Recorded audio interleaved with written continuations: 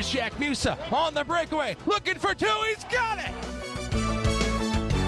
Jack Musa across to O'Hara, he scores! That's a program record for point streak! Here's Donald Mills on the doorstep, they score!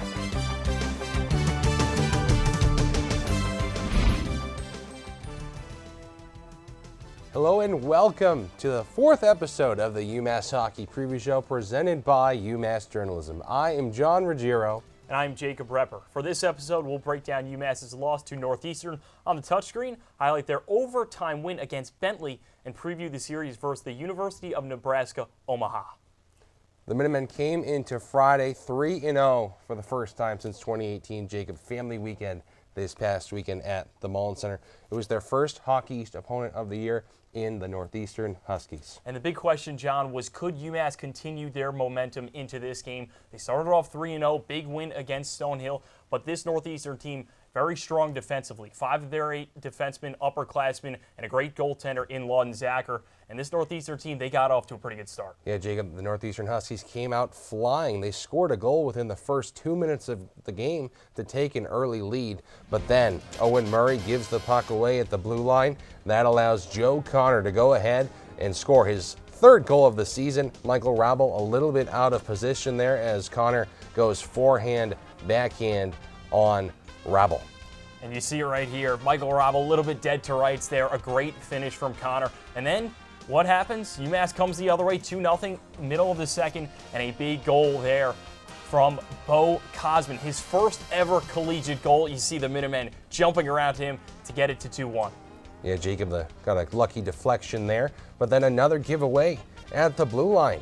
And Northeastern goes ahead again, Giacomo Martino, as Kleka tried to play to Keenan, and then Martino scores one past Rabel. And then third period, 11:30 left. What happens on the power play? Jack Musa. We talk about how fantastic he is. Searching for a goal in this one. He gets it on the doorstep, number 9, and gets it to go. Unfortunately, however, Northeastern, they scored the game-winning goal. UMass fell in that one. Yeah, Jacob, not enough after the victory for Northeastern. The 43% on the faceoffs. Rabel had 29 saves. UMass not great on the power play, though, that's for sure. 1 for 4 on the power play, that's manageable, but the big storyline here was defense. They just were a little bit sloppy. You see it a little bit there. You'll see it in our analysis on the touchscreen. But first, here's what Coach Carvel had to say after the game. I don't know. We weren't ready to start the game. It was obvious. They scored in the first minute and a half. No major changes. They just competed a little better. The group seemed really tired for some reason. We talked about it after the game. A lot of guys didn't have legs, which is really shocking. Not sure why, but I don't want to make excuses. Northeastern played very well. We didn't do enough to neutralize them, and I didn't think we managed the puck very well. Turned a lot of pucks over, even at the end there of the empty net. We have the puck on our stick and we pass it to them. That happened a lot tonight. Coach Carvel talked about defense right there. We're going to take a look at some of the defensive mistakes that UMass made. This is the first goal just almost 2 minutes into the first period. We'll roll it here. UMass, they don't have the puck. It's Northeastern puck below the goal line. We'll stop it right here, though. This is where things get interesting. UMass gets a little mixed up in translation. This right here, take a look at this. This is James Dewar, the centerman. He communicates, does a nice job with Zimmerman, telling him he's going to pick up the forward right here. But what does that mean? That means Zimmerman needs to go up top. And he, unfortunately, is a little late. We'll roll the tape, and you see the transition. We'll pause it right there. This is Jack Henry. And look at how much room he has. So much open ice. He has a few options here. He can skate this one in. He could slow it down. He could probably pass this one to the outside. Elects to take a shot, and then we'll take a look at what happens in that front. We'll keep rolling the tape a little bit. This is Francesco Del Elche. In front, UMass, they have the numbers. It's 2-on-1, a battle that they should win. But Del Elche, a great player, gets beat a little bit. Erdman gets under the stick of him, and the long shot from the point from Jack Henry, some 50 feet away. That one goes in off of Erdman. That's UMass just getting beat a little bit. You see, again, Dewar's going to pick up the player on the outside, but the shot from the point, Del Elche unable to get there. That's a mistake early on for UMass. And we'll take a look at the empty net goal, seemingly a trivial goal, but one that Coach Carvel talked about. We'll pause it right here. You see, this should be a breakout. Just, 27 seconds left. UMass could have one final opportunity at it. This is Daniel Jenchko right here. Not usually below the goal line, but a pass he should make. He has his head up, right? He's looking, trying to make the pass, and this is Jack Musa, the centerman. He should peel this way. He's getting ready to get the puck, but we'll see what happens in transition. We'll pause it right there. You see two Minutemen along the near half wall. That's not a spot UMass wants to be. Musa, if you could do it again, probably might have peeled this way, a little bit shorter, but nevertheless, it's a turnover for the Minutemen. And what happens? Borghese, we'll pause it right there. Back it up just a hair, and Borghese, I mean, he could do a lot of things. Let's say Michael Robble's in net. Look at him. Maybe he's got a happy face on. He could do a lot of things. Borghese, he could pass this to the outside. He could drive wide. Unfortunately for the Minutemen, it's these little defensive mistakes that compound. Now take a look at Bentley. UMass trying to bounce back from that as we take a look at the clip. Yeah, Jacob, the highlights here from the Bentley game. It all starts with Bo Kosman scoring his second goal in as many nights. Václav Nestrasil got the shot, and Kosman cleans it up. You see, great job from UMass cleaning it up in front, just a little bit into the first. A scramble net front, UMass searching for it, and they get it to go. A nice job from them, scrambling in front of the net. You saw that a little bit with the Jack Musa goal just a few moments ago. You see him there, gets it go by Hess. And then it's a shot there by Nick Van Tassel, and Lucas Klechka gets the tip to go. And he's on the board for UMass. That tied the game all in the first period there, Jacob, for UMass. What a shot there. Things happen quick. UMass down 4-3 against Bentley midway through the third, and it's just a floater. Larry Keenan on the outside. You see him streaking up, has two defenders on him, just going to throw it on the net at Hess. Larry Keenan does a nice job, takes that pass, an intricate pass behind the back. And now we'll take a look at the UMass overtime winner against Bentley.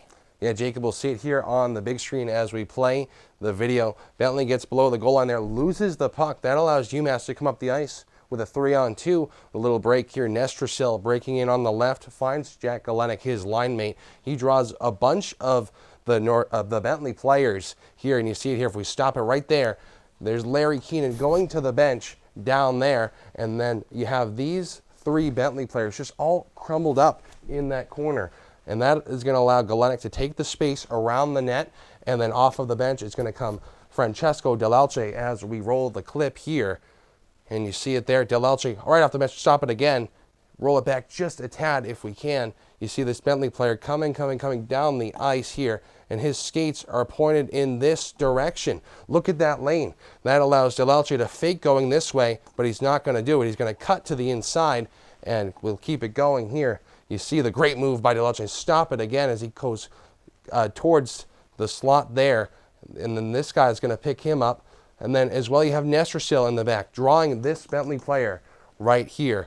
Because this guy probably should have went down to block a shot, but he's not able to. Good presence by Nestrasil to come around the net and circle. But that doesn't matter because Francesco Dell'Alce snipes the corner right past Ethan Hess. And what a job by him. You see the celebrations here after the overtime winner against the Bentley Falcons. We'll take a look at the replay and stop it again if we can. Just way back, we got this guy going, and you see again with the trail he's taking. Just look at that lane.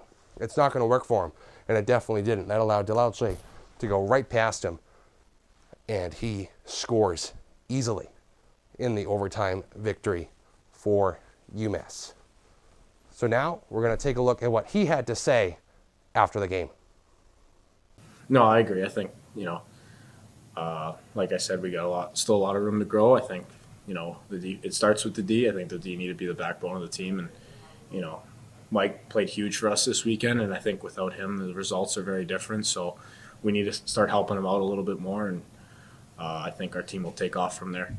So now it's time for one of Jacob Ratford's special segments. John, you know I love my special segments, and I'm sitting here, I'm thinking about it, I go, man, this is a UMass hockey. The brand is tough, gritty, tenacious, and a guy that does that, a guy that is a hassle, of course, is Nick Van Tassel. You look at the graphic here. I mean, this is a player that has been up and down the lineup, doesn't exactly have an identity in said lines, but finds himself in the first line in the beginning of the season. Last game versus Bentley, 18:54 time on ice. That's the most this season, and he picked up 2 assists in that, so the assists are coming, 9 shots on goal. That's also a record for him to start his first 5 games of the season. And get a load of this quote. Coach Carvel said he didn't play like he's 6'5" last year. Now he plays like he's 6'13". So when you think of this UMass offense, John, you think about a lot of the flashy players, but the guy right here that's getting it done for them, the guy that's forechecking, playing big and broad, is Nick Van Tassel, the Hassel.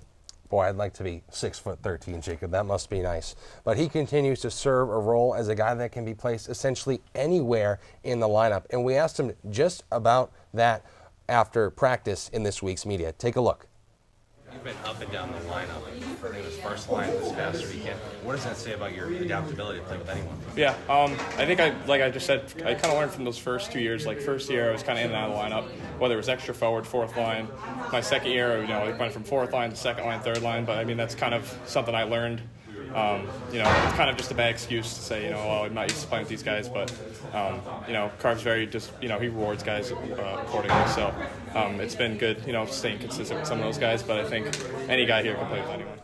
The Minutemen, they shift things away from Massachusetts with an upcoming battle against the Omaha Mavericks of Nebraska. Omaha, this is an NCHC opponent. They split their season opener against Minnesota State. That's a 20th-ranked Minnesota State team. But, John, this is a team that looks a lot different from what you saw last year over in Las Vegas. They bring in 15 new faces and a lot of young talent to start this team. Yeah, Jacob.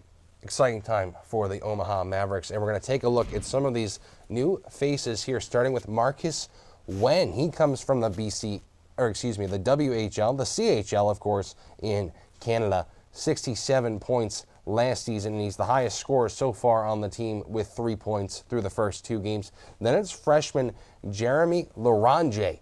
He is a jog, if I say so myself. Rookie of the Year and MVP in the BCHL. 119 points in only 62 games last year for Sherwood Park.